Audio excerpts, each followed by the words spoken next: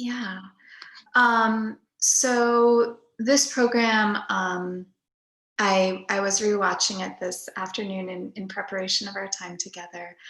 And I was very much struck watching through by kind of concepts of the whole versus the part. In art, we know of this concept of the zeitgeist, the whole being more than the sum of its parts. But we kind of start out with this beautiful animation by Alejandra, who is able to be with us today. Hi. Hello, welcome. Sorry, my computer was being so weird when I was trying to join this. Oh, no worries whatsoever. We're glad that you're able to be with us. Yeah, I'm glad to be here.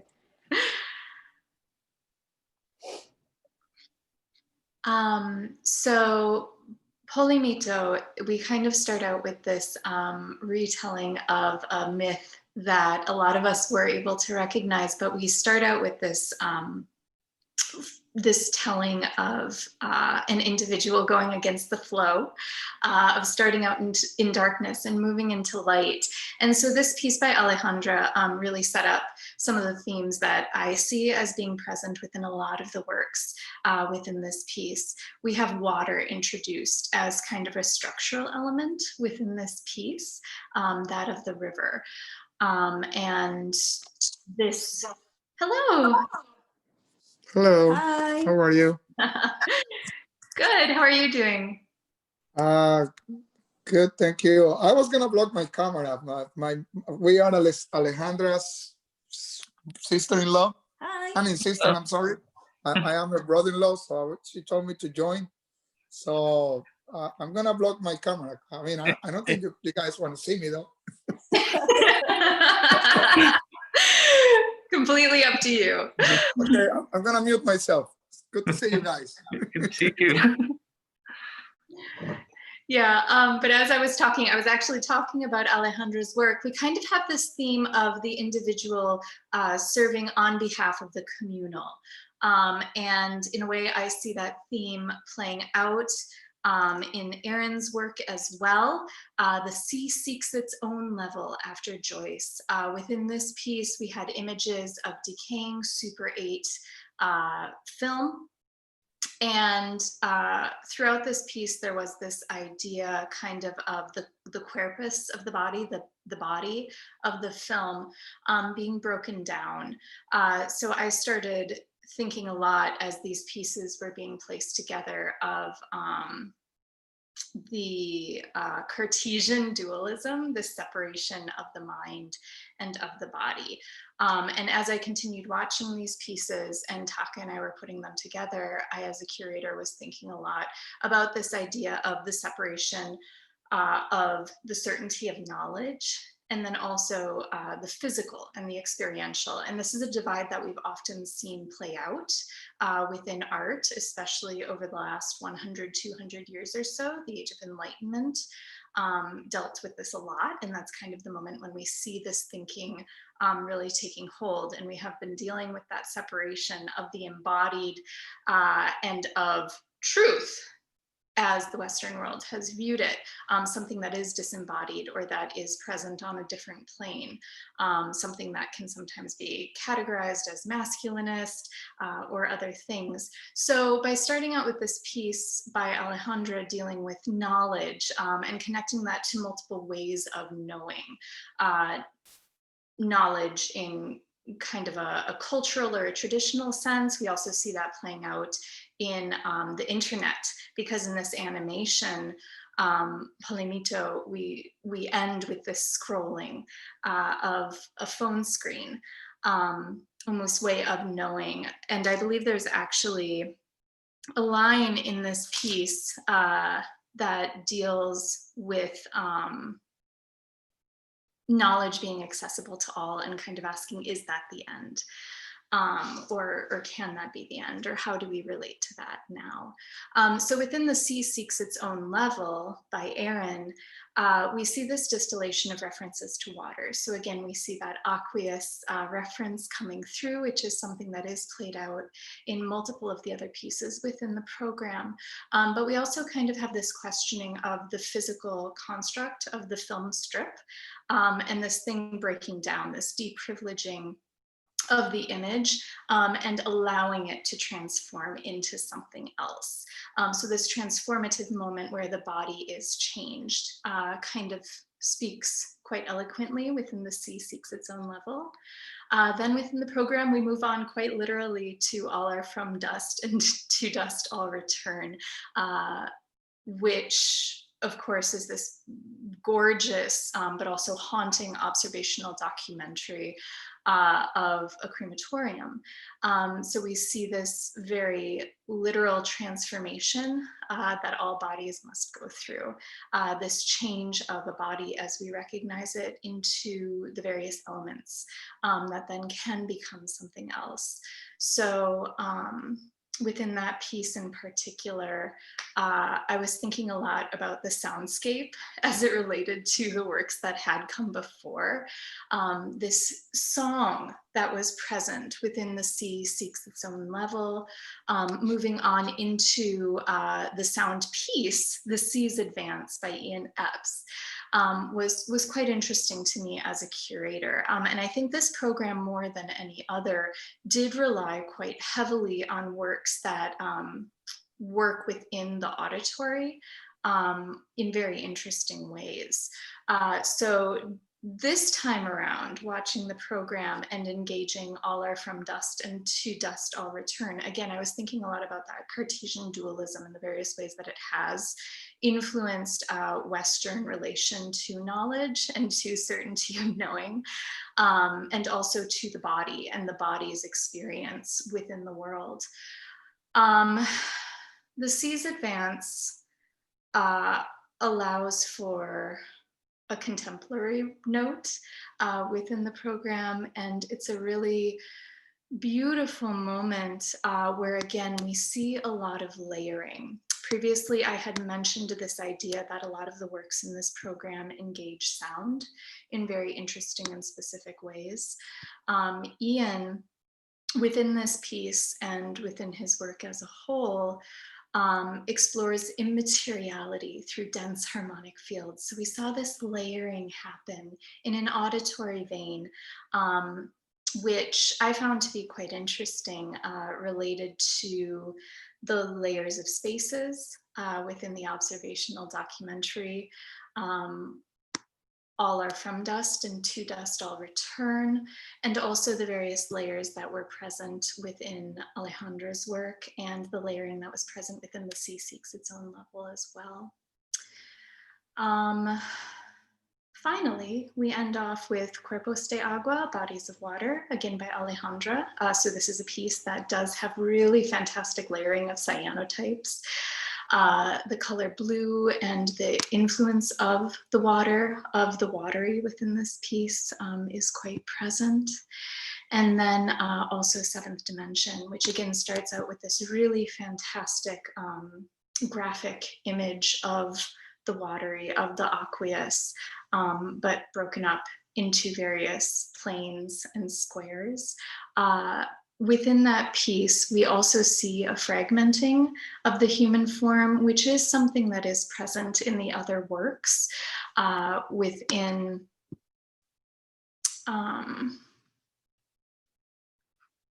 Polemito. We have a lot of close-ups within the piece, so there's a fragmenting of the human form. Within The Sea Seeks Its Own Level, we have this fantastic vocalization on the part of an opera singer, doing scales and doing practices and working out the human voice, but we never see a human form against this background. Within All Are From Dust and To Dust All Return, we have this very literal atomization of the human body into dust. And then moving forward, The Sea's Advance, again, we have that layering. Cuerpos de Agua, we have the presence of the human body, the presence of stories. And then within Seventh Dimension, we have this very literal fragmenting of the form through close-ups and various framing mechanisms. So those were some of the themes that I saw as being present within this program. We have the idea of bodies, of sensory experiences, of spaces, and then the various ways that we as humans disconnect those more embodied ways of knowing from scientific truth or from what we know of the natural world. So that was kind of the flow of this program for me. And then also the very processual theme was present as well. We have cyanotypes, we have the process of cremation, we have the presence of seas rising or falling. So there are many cyclical elements within this program that speak either to the human or to the inhuman or the more than human or the environmental. So those are some of my thoughts. Taka, did you want to share a few thoughts about curatorial themes within this program? Yeah, sure. Yeah, and I think yeah, since Janelle, you went into quite a bit of depth, I'll just add a few more notes and then talk about it sort of from a general standpoint too, and also explains the title. So yeah, so in terms of the title, it's a Japanese saying, and it's something that I heard a lot during my and still hear all the time. So, you know, and I think whenever I hear it, you know, it's always, you know, usually my mom or my dad, usually my mom, telling me in a phrase like "ma shikata ganai," which "ma" just is a stand-in or a filler word for like "well," and then "shikata ganai," that really just means, well, you know, what can you do about it? Nothing can be done. Which again, I think is easy to misinterpret as sort of this idea of, you know, giving in to the circumstances or feeling helpless or hopeless. But in reality, the phrase is more akin to deeply ingrained, like from the samurai tradition of, you know, this unwavering will and of spirit, and this idea of no matter what happens, you keep moving forward, or you keep pushing forth. So that way, I mean, just thinking about where this program takes place in the context of where we are in terms of globally in the pandemic, and also I think locally and nationally in America with the election, this notion of the phrase "shikataganai," which can be misinterpreted as a helpless or hopeless feeling, but actually implies a deeper and richer context of an unwavering spirit and moving forward and breaking and sort of breaking past this threshold of despair into a better and spiritually higher realm kind of. So in that way, like that's sort of where this title came from and why it felt fitting to call it that for our November program. But even thinking about, you know, the nature of how the works are put together, I think starting off with Polimito, and this, which is built off folklore, and even with the C6 its own level, which ties in with Greek mythology and Homer and Odysseus and the Odyssey.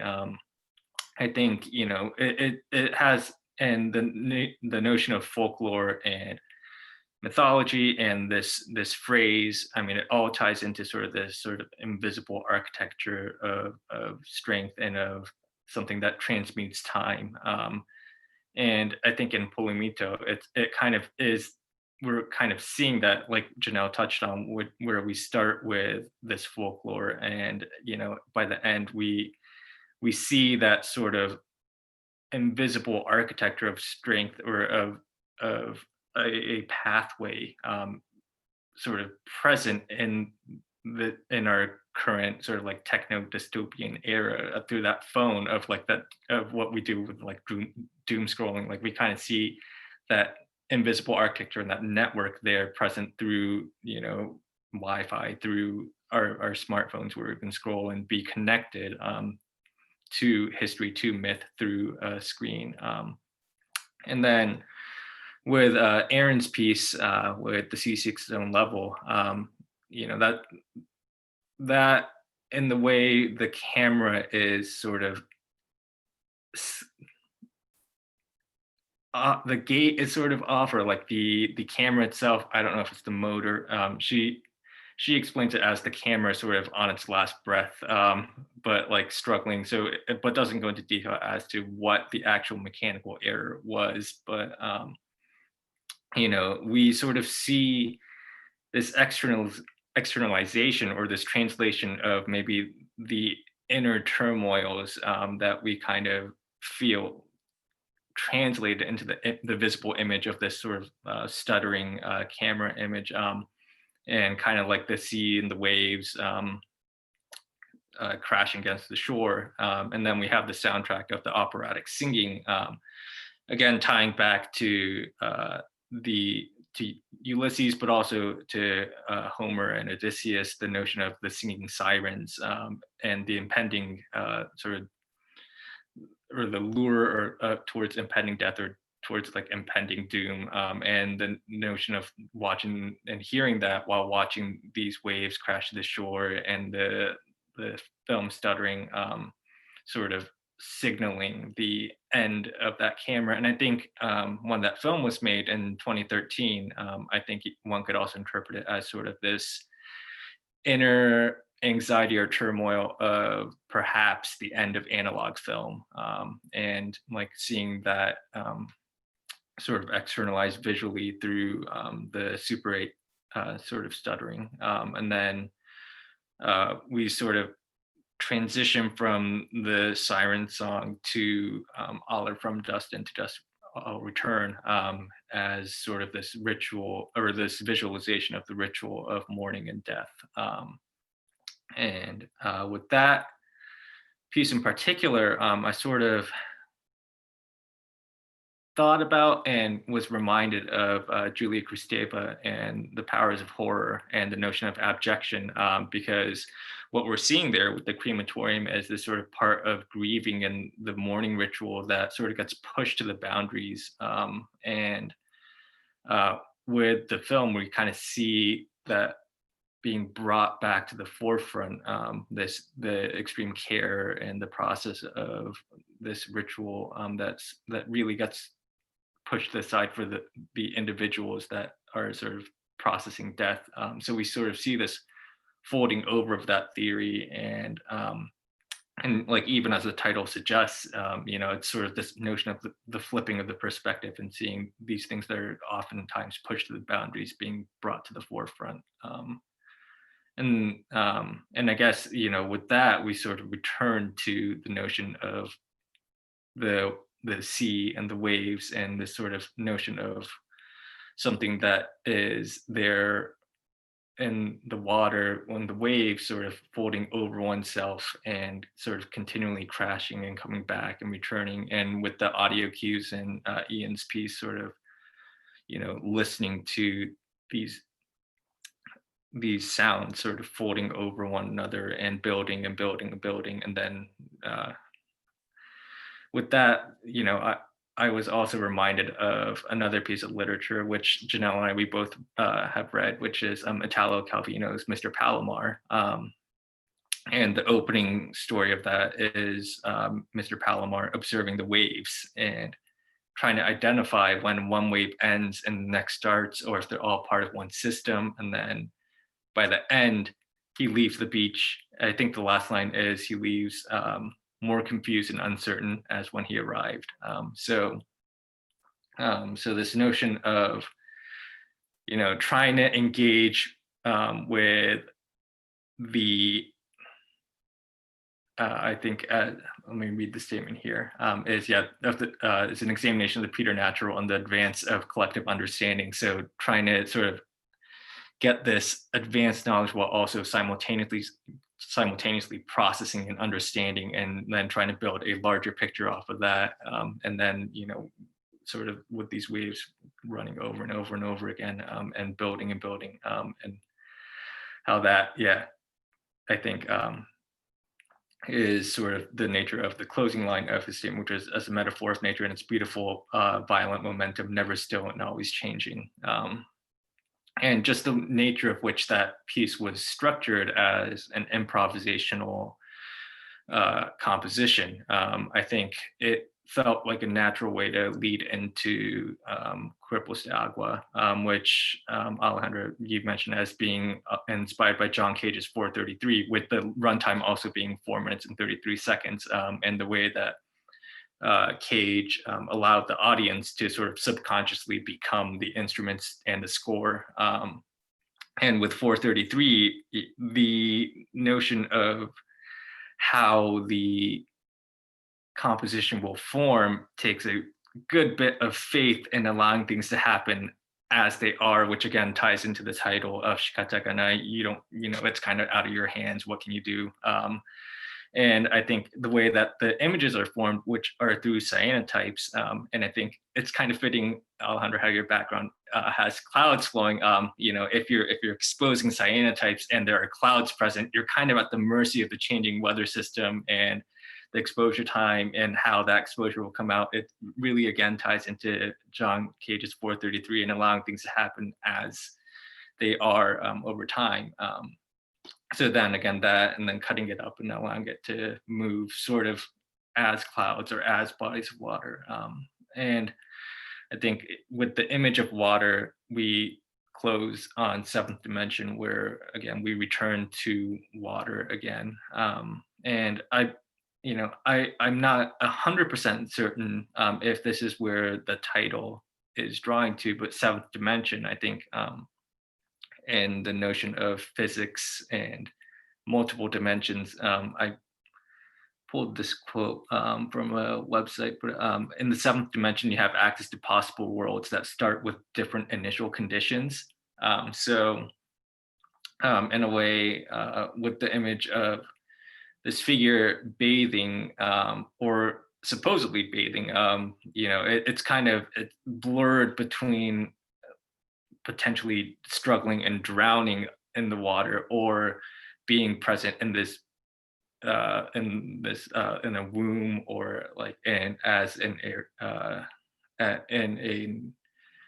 body where it's about to become something. So it's this sort of area of a potential start with different conditions, and I think going from the clouds and the thunder to this red light and the subway, where you don't know if you're quite looking at the front of the car moving in reverse or if it's the back of the car moving forward. I think in that way, I think again tying back to why this program felt appropriate for where we were in the pandemic and the state of politics here in America, like this notion of potentially starting with different initial conditions, or and this idea of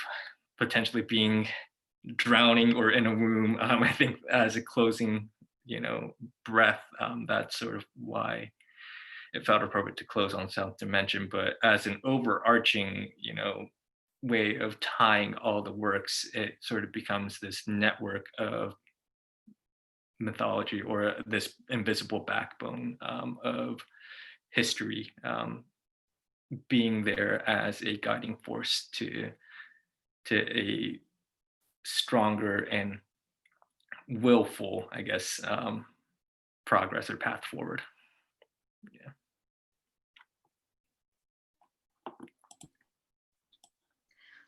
Well, we are lucky enough to have one of the makers with us.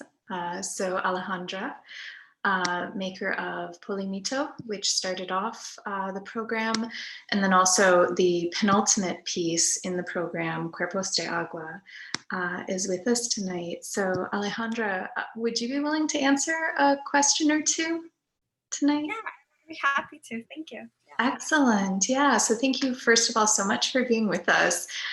We are honored to have you here tonight. And I guess the first question that I had, we've been talking about sound a lot, and I in particular was talking about sound. In reading the synopsis and the other writings that you have for your work, watching the pieces, and then also thinking about them within the larger context, I think we as makers often acknowledge that we access larger, more general themes through very specific stories. And it seems like in your work, there are sometimes some personal stories or some personal histories as well. So I guess in Pulling Mito, you're accessing this monomyth. But it seems like you're also accessing issues that are present in the contemporary world, and you're speaking quite specifically. So would you want to speak a little bit more about some of the larger themes and the specifics of that piece? Yeah, absolutely. It's a very, whenever I was making this, I was thinking about the state or the crisis in Venezuela and how the planet is an organism. And so anything that happens anywhere is also happening to us, right? In the US, or all the way to, it's global. So in Venezuela, we're basically a petro state, and it's really sad because it's also destroying its like natural water sources, like the water beds. And the Warao people are the water people, and their placement is on the delta of Venezuela. So basically that water has been polluted extensively. And also they have a very high, what would you call this? They have HIV, so they have AIDS, and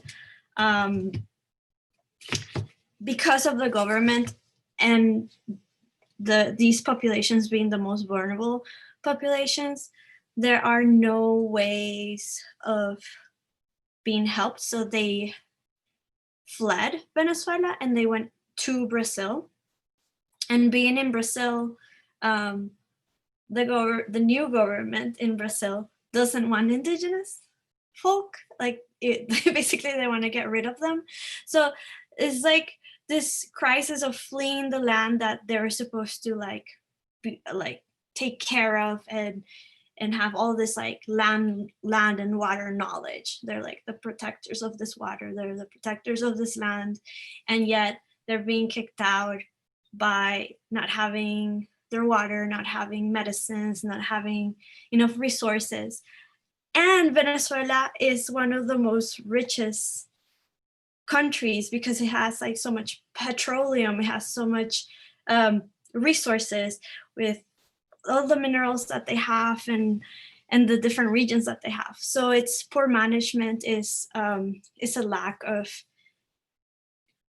taking care of each other. And so it's this, so I was thinking about this access of knowledge or information and thinking about the myth of the light and how like this phone is like what you were saying, like scrolling to the doom, because you scroll through these news and you're like, oh, it's not going to get better. But there's still, but then the magic of animation is that there's always like imagining what you cannot do in the real, in the laws of physics. There's like no gravity.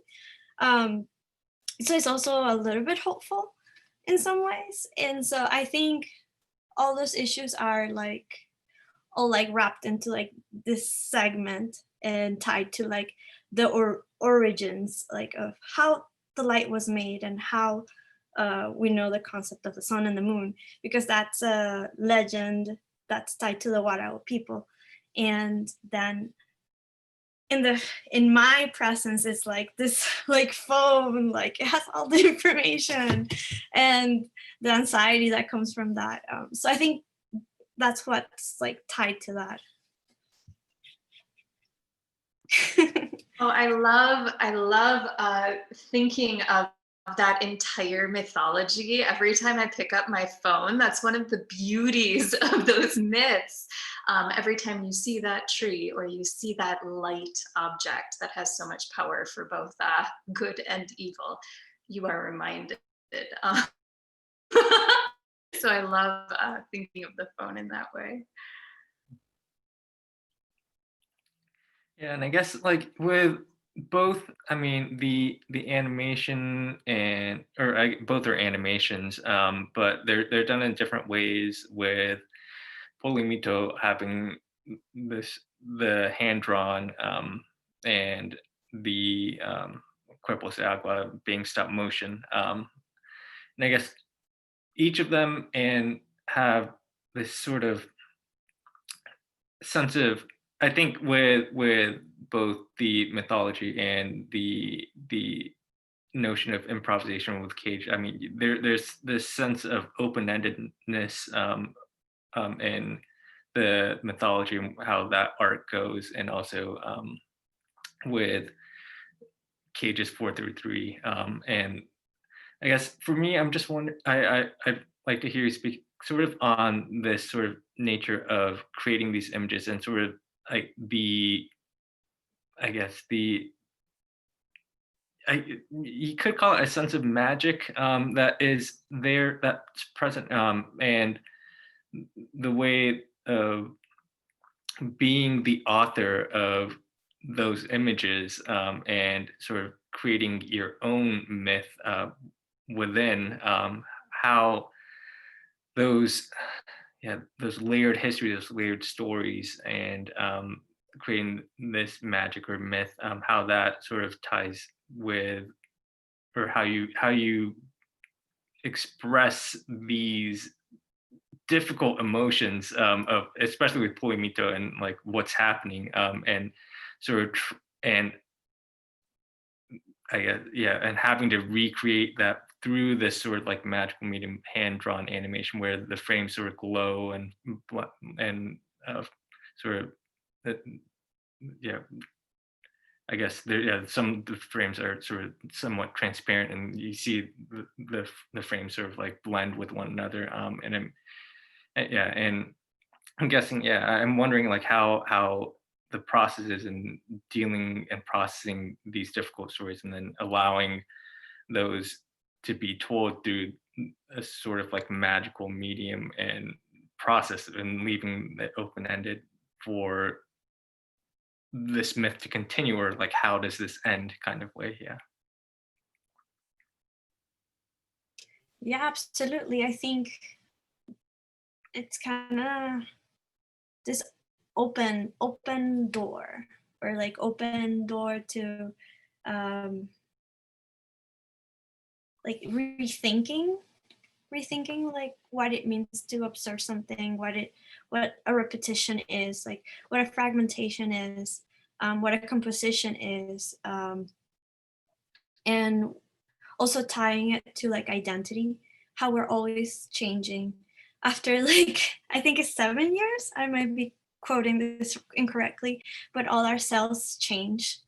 So are we the same person? Like all this like changes are continuous, and so we're living through tying it back to time and space, and having like this understanding of like what all that like history means, like, and having that movement. And like I think that's why having the time segment is so important, because it's this idea of like the like speaking back to the audience, like what you were saying, what does the audience like, how does the audience take this meaning, because I'm sure like we're all also forgetting or remembering who came before, who was here before, and a lot of these cyanotypes are very much like that. They change. You cannot control them, like you said. Like if you don't have like I don't know, sometimes they kind of take over, like the paper, the texture, the timing, the water, I mean, there's so many little details that go into it. And some of the images were negatives of my grandmother with her children at the beach. And that's like the opening sequence where like it starts breaking apart. And so once I lived in Venezuela, now I live here. So once I was in Florida, now I'm in Boulder. So the water and the mountains are separated, everything's fragmented. Yet we're all kind of the same inside. Like we still are these bodies of water. And so like thinking about time, thinking about like that open-ended like meaning and like what that could mean to you or to like, that's why I love John Cage so much, because it like leaves that openness, that chance, right? Like, And I guess, yeah, maybe a better way of asking the question that I asked was, yeah, what are some of the challenges? And I think in a traditional narrative structure, we think about something having a beginning, middle, and end. But I think when we're dealing with mythology or with certainly some of these open-ended stories, you have to construct a narrative that doesn't really have an end. So I mean, what for you, like what were some of those biggest challenges thinking about I'm dealing with a story that doesn't quite have an end yet? And yeah. so when I get to show this work as an installation, I loop it because I'm thinking about it like this, like not ending, just cycling, generation cycling, like erosion, the water comes, erodes things, the bodies of parts like the earth, it kind of breaks up, like moves. We're not what we used to be years ago. And so I think the challenges are for me is also how to like what you said was a really good point. Like when do you end something and how much content do you show? And so sometimes giving myself like some sort of like I don't want to say limitations, but allowing myself to also not know in the process, even though I think I'm gonna achieve certain pillars, I also like to have it open so that things can happen on its own, like on their own. So yeah, so like lose control and also control it at certain points, because I didn't want it to be this like I want it to be this section, but I also wanted to be able to present it as a loop if I could. Does that make sense? Like, yeah, so that's kind of playing with how we see it. And I am glad that you mentioned that, because like when you watch it without being in like in an immersive environment, then you kind of ask yourself that question. Like, and I did, like when I was making it, I was like when do you end? I mean, I had so much material to work with. I had so many segments, and like just having those choices are very, very challenging for me, because I want to, sometimes I just want to put it all in the like hours and hours, but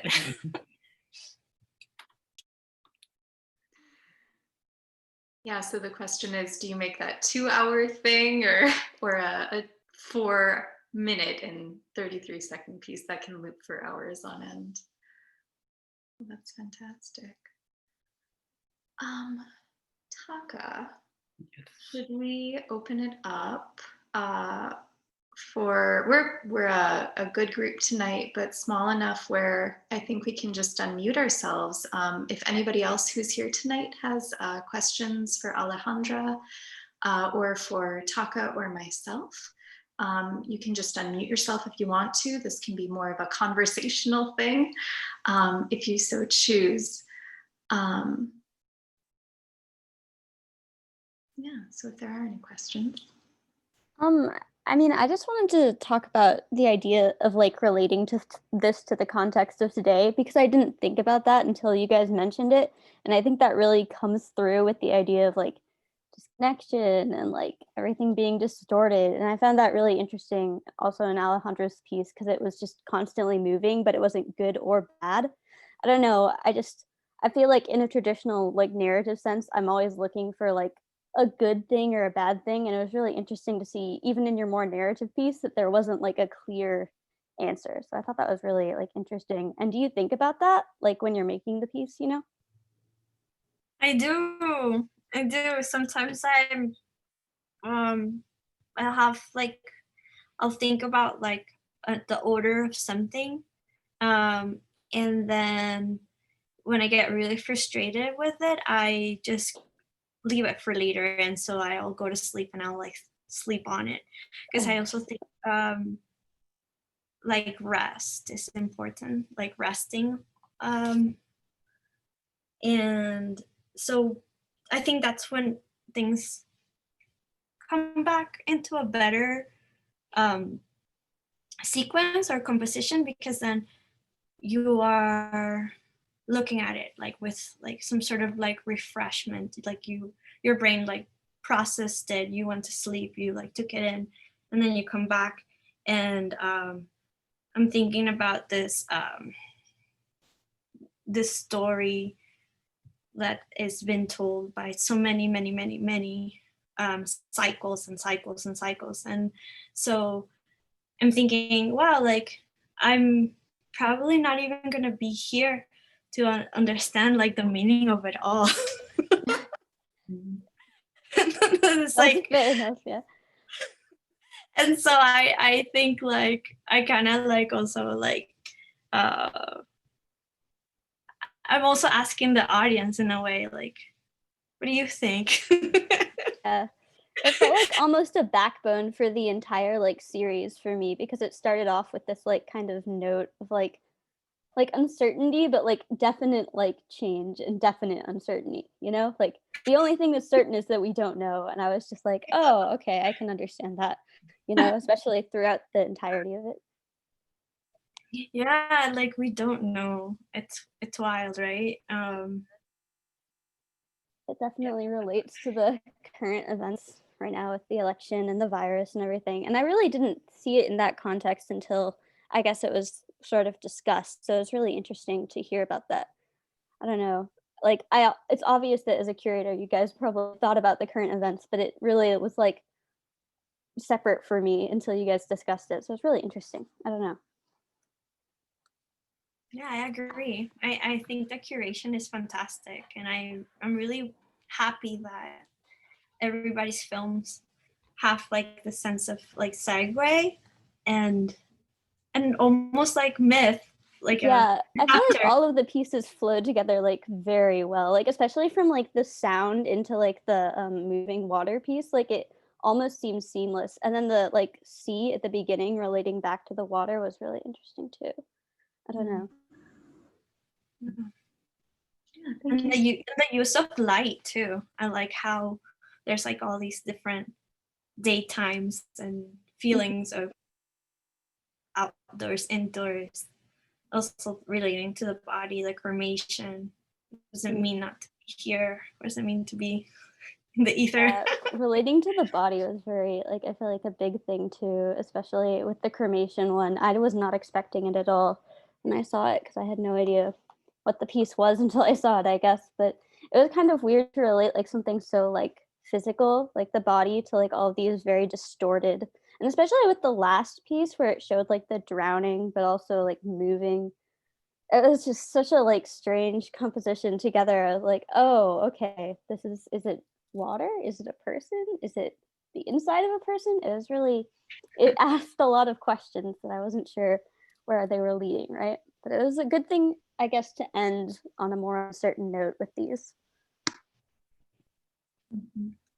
Yes, we were just joined by Ian Epps, one of our other makers in tonight's program. Welcome, Ian. And congrats are in order. Hi, sorry about that. Yeah, obviously New York City is a little crazy right now, and also my wife's sister-in-law just gave birth, so yeah. On the other side of the world in Tasmania, so yeah. Oh, wow. Goodness. Yeah, so sorry to be late and inject myself like this, so please continue. We were just kind of discussing transitions and the various ways, both expected and unexpected, that the various works in this program kind of related to the general air of uncertainty that is present, and also the fact that it is okay to not know certain things. The certainty of knowing is not necessarily necessary right now. Yeah, that's I'm not sure if I explained that in my statement, but that's actually how I work most of the time. I with my sound work, I have sort of developed a set of live performance tools that only allow me a certain amount of control. Since they're sort of feedback systems, they're unique to each room that I perform them in and how many bodies are in the space, and sort of create these errant things that I have to somehow sort of respond to or coax in a certain direction, and each have their own unique outcomes each time I perform personally, which I embrace chance completely is what I'm trying to say. Yeah. Yeah, and it seems like sight is quite important to you as well, both the notion of the aural architecture and how various sound waves move within a space, but also the perceptual architecture and the architecture of the body as well. Can you, that's something that I personally am quite interested in, but do you want to talk about that a little bit more? Yeah, well, and trying not to get too nerdy, if you've maybe heard the term ambisonics, it's a way of spatializing sound on sort of XYZ coordinates. It's a technology that was developed in the 70s, but was just too expensive for regular consumers to have and own, because you needed really expensive decoding equipment that sort of sent parts of the sound to different speakers. But now that we live in the digital age, they have all sorts of virtualizations for that kind of spatialized sound. So yeah, there's a lot of kind of shifts that I create. Essentially, there's one, I'm playing a 12-string acoustic guitar that's sort of resonantly influenced by the room and the speakers. And so there's this kind of feedback thing that happens, but as it's sent into the computer, it's one sound source that is then sort of separated into different sets of streams. And they each do different things within the sound, and either use the sound not as sound, but as a control parameter to trigger spatialization settings. And then there's other streams that are sort of actual auditory kind of stuff, so there's a lot of shifting stuff that's happening kind of in the left right field, but also elevation wise that kind of happens within it. And I think that was a little too nerdy, actually. No, not at all. Yeah. But no, I guess earlier we were also talking about the sort of a narrative structure, and a lot of these mythologies not really having a clear beginning or end. And I think with your work and the album, The Cave of the Eye, it's just they were improvisations, and I guess with any improvisation, you sort of have to be in the present, analyzing and understanding like, when does this start or end? Right. Yeah. And I guess for you in making the Caesar bands, were you responding? I think you were saying part of it is with the software and that as a control, but also you were speaking about the architecture in the XYZ space. And I'm wondering, like, for you, when you perform, does each performance knowing when to start and stop with these improvisations, is it on the space, or is it just more an inner It's intuitive. It's how I feel when I'm feeling from the audience. How the processes are kind of determining which way it goes. That makes me kind of, I don't really know how to, it's kind of like taking off and landing sort of a little bit, you know, like just trying to set it down somewhere, you know. Yeah, and so like obviously these are recorded things. I sort of develop some sort of thematic thing that I want to start with, or place in there somewhere, and then I just hit record, and then, you know, at the end of it, see how I feel about it. And then there's really just some sort of post-production stuff where I kind of raise and lower certain frequencies. But most of that is sorted out beforehand. There's this kind of dynamics that are, you know, of interest to me, that I've kind of figured out beforehand. And so when I'm in a space and performing, sound check is important, but there's the absence of the audience there, and the audience, the bodies kind of absorb some of those frequencies that are bouncing around. So there's this element of unknown in there. So it can go terribly wrong, you know, and I have to decide on the fly that I planned on doing 3 pieces, but I'm actually going to just skip this one and do 2 others, or just free form something. Actually, I did a performance once that was the opening night of a festival, and I wasn't told that the building right next to us was having the opening party with DJs, and our entire space was vibrating, and my guitar was vibrating uncontrollably without me even touching it, you know? So basically all I did the whole night long was hold a string and then let it go and let it sound out. And kind of that became what it was. And it was kind of terrifying in a way, but I just kind of went with, yeah. See, I was going to ask for an instance when something had gone wrong.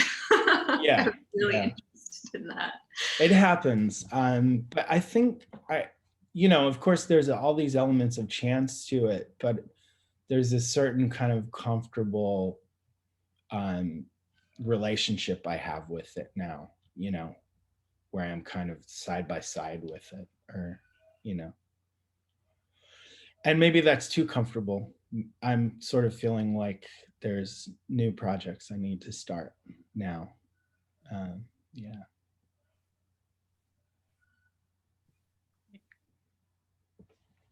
I think, oh, go ahead, Ian. No, I was looking at the screen and I'm seeing a seal of the state of Florida in the corner. I was just curious.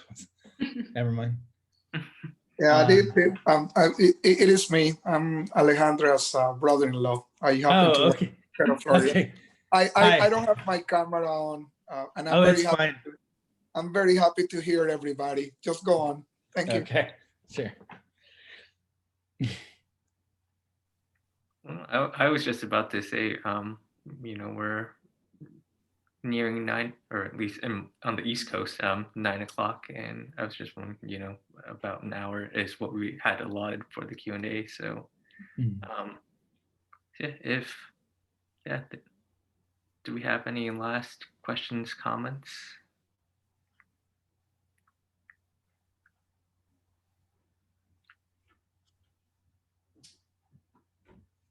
I do want to say that I love this. I love the conversation. I love the curation and the community. I think building this it's a lot of work, and I'm really thankful to be part of it and also hear everybody's ideas and thoughts. It's really awesome. And like the whole story about the guitar, you just hold like strumming one note and then going with it. I feel like that's like, you know, just embracing the chance, like, right. Yeah. Awesome. Yeah. You just gotta embrace chance, I suppose. Yeah, absolutely. Yeah. I do have kind of a question for Ian, actually. Mhm. So, thinking about like the worst case scenario, I'm kind of curious what the best case scenario would be for your audio, because like a lot of people love like super echoey buildings, but would that be terrible? You know, like. Well, there's again, without getting too nerdy, well, I've had a few early horrible performances happen. Like, for example, my first performance ever when I was living in Chicago, I was trying to perform with demo software that expired the day of my performance. That was when I was 21 or something like that. And then I just chose to play JPEGs and translate them into noise. Basically, that was my performance. But you know, I've had a few experiences over the years that have made me kind of figure out how to distract from any sort of difficulty. So there's some things built into it where if I'm in a very big performance space with massive PAs, the sound can't be that delicate because the sound needs to be driven, you know, over a distance. So there are elements in it that allow the sound to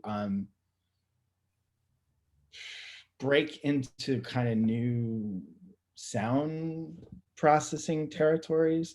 It gets a little more like metally, so to speak, because the work kind of it can be in a gallery space, but then can kind of like, if I play a bit louder, be in a rock venue kind of situation. So yeah, so when there are situations where like the space doesn't allow me to play quiet, I have to figure out how to play loud, or vice versa. If I was planning to have a quiet evening, it sometimes forces me to work in a different way. I think I answered. Yeah.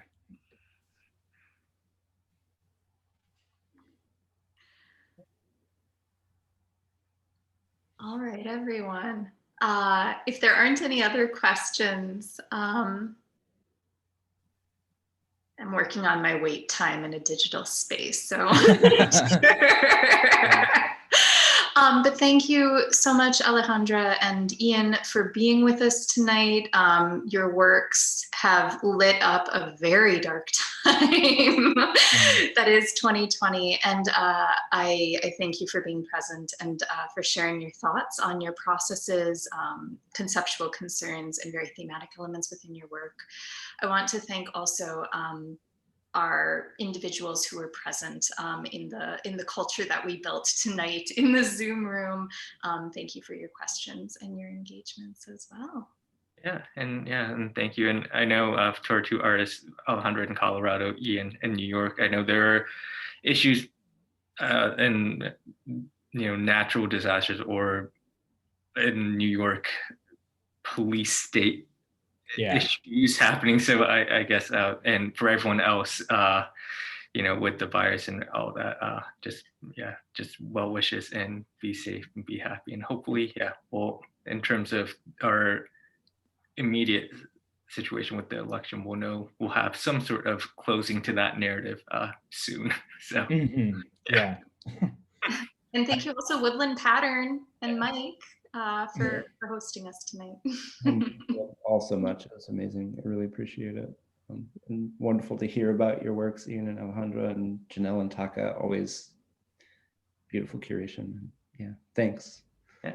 Thank you. Thank you all. Yeah, thanks. I appreciate it. It was great.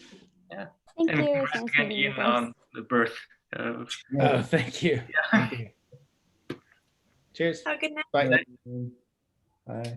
Bye. Good night.